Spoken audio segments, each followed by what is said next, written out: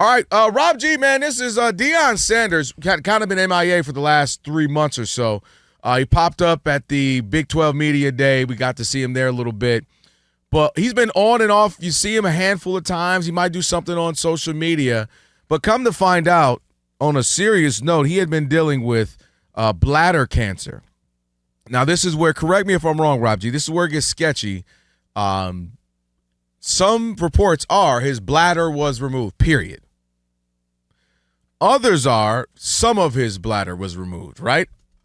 Yes, part of it with the tumor. Part of it with the tumor. I can tell you for sure, he said today, he depends on depends. That's a quote from him. No, it's absolutely a quote from him. Yeah, so he said he's up using the bathroom 4 or 5 times a night into a colostomy bag. Yeah, so, and I saw the bag. If you follow him on the gram, there's a video of him, fishing, and then he kind of like fades, pans, and then you see the bag just sitting on, I don't know, a bench or so. So obviously it's a tough situation for him, what he's going through. He's been through so much physically over the last decade, 12 years or so.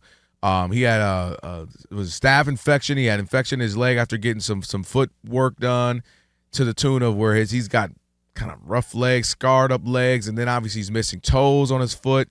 And now all of a sudden he's had blood clots, and he's just had a lot going on physically. And one of the things I love about him, Martin, is that, and it's a trait that honestly I want to have more of. I think I'm okay with it. I think he found the perfect balance of not telling you what's going on per se, but also telling you and keeping a great disposition, keeping a very, he's his faith in God and his faith in, the power of God in his life. And he just keeps a great attitude and moving forward and encouraging. And I said that to say he's not hiding things where we always, some people hard and then you find out they're going through it and maybe something bad happens because they've been harboring something. He just doesn't overly have to share, but even when he does, when he was going through the foot stuff, he's like, hey, man, he kept his faith. And I love that about him as he's been going through this. And he said he's ready to coach. He's ready to go. Year 3, Colorado, and he's up for the task. Obviously, it's going to be difficult. Obviously, we're all wishing him the best with this. But just remarkable all that he's been going through now knowing this and given everything that's going on, right? You're coaching. You got sons, plural. You got other kids. That's your adopted son, if you will, and Travis Hunter and all trying to go into the league. And sure, I just think that's remarkable, all that he's been able to do. And again, coming off of so many other surgeries that he's had to go through. Yeah, he said today, I listened to maybe the first 5 minutes or so of his availability. Yeah. He said today he's had 14 surgeries in the last 2 years. He has had Crazy. more surgeries out of the game than he did in the game. Yep.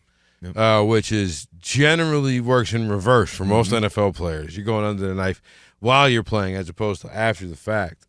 But I echo everything you say in terms of he looked like he was in very good spirits today.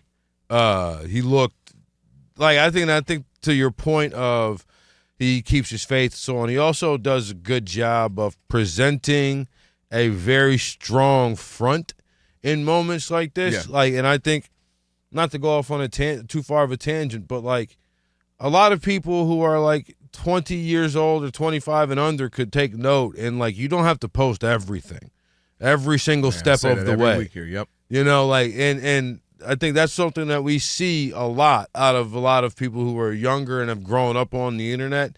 Deion Sanders, at each moment of these different health instances that he's had, has both shared what happened, but also shared it in a way that projected his strength and his ability to deal and his faith and so on. My secondary takeaway from this was we might have to give Deion some grace here and also Shedeur Sanders some grace. And ultimately, it's not about what happened today, but about the draft. I think that if you went back to the way that we talked about Shedeur leading up to the draft process and the way that leading up to the draft process and immediately following, there was a lot of how on earth, my biggest question, how on earth could they have been so wrong?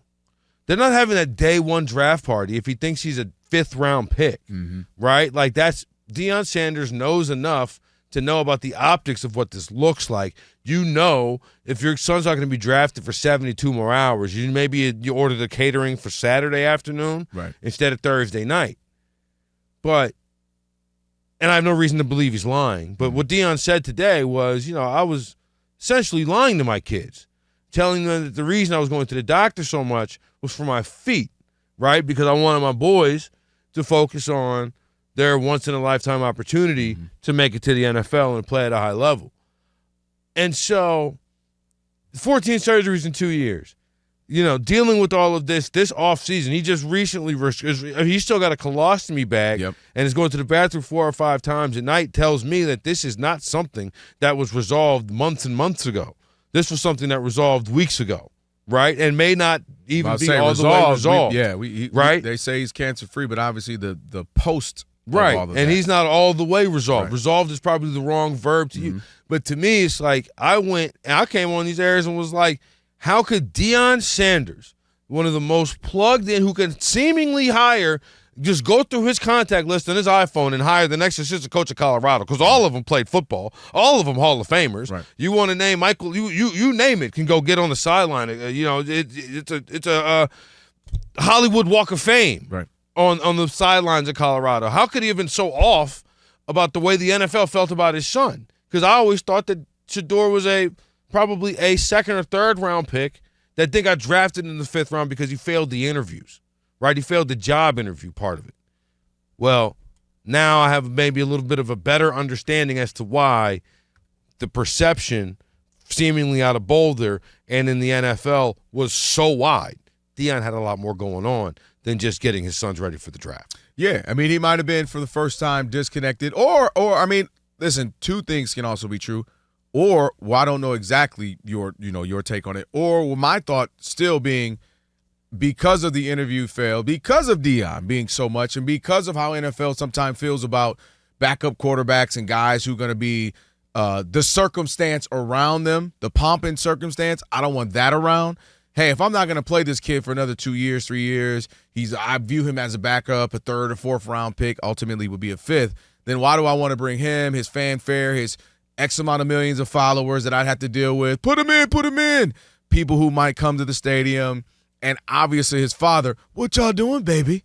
Play my son, baby. Going through all of that. And so I think there's an element still that people are like, I don't want to deal with that. For a guy that I view as a backup. In a year where not a lot of teams needed quarterbacks. So I think 2 things. He could have been he was clearly going through something, Deion, and maybe not as tapped in as he normally would be when you're dealing with cancer, the word. Not I'm dealing with a bum knee. Right. You're dealing with cancer. It's not like a torn ligament or something like that. That's something he has experience with. Even a toe, unfortunately. If they say, hey, we got to cut another toe, he's been through that. Cancer's a whole different bag in a different part of your body. So I do think there's an element of what you're saying that he had to deal with this. It may not have been as locked in or tapped in, but I still believe there's an element of we didn't like how cocky, how arrogant, how he thinks he knows it all. So I think that's valid. I'm not taking that away. Yep. My thing is, I think that Deion probably would have heard more about that, hey, guys, this is the current perception of how you're being viewed, right? You know what I'm saying? I think that maybe if there had been, I just say this, it makes sense now, or it makes more sense, or at least there's a plausible reason why there was no change in attitude or change in direction or change in approach to that perspective up until, after draft day, right? You know what I'm saying? It was day of the draft. They are moving like it was like he was going in the 1st round. Yeah. And so that's why that just makes a lot more sense. I get you. I just still also think Deion has been Deion since literally he was drafted with gold chains and sunglasses on, and I think part of them is like, do I want to deal with that with this kid who isn't Andrew Luck? Sure. Who isn't Caleb Williams, as far as that type of prospect. I don't want that fanfare. I don't want that pomp and circumstance for guys going to sit on my bench for 2 to 3 years, maybe. I think that played a role as well. But wishing I think we both are, I can speak for both of us, wishing him all the best. Prayers up for Deion, and just wishing him the best. Coach Prime, get back on your feet and be able to do what you do for sure.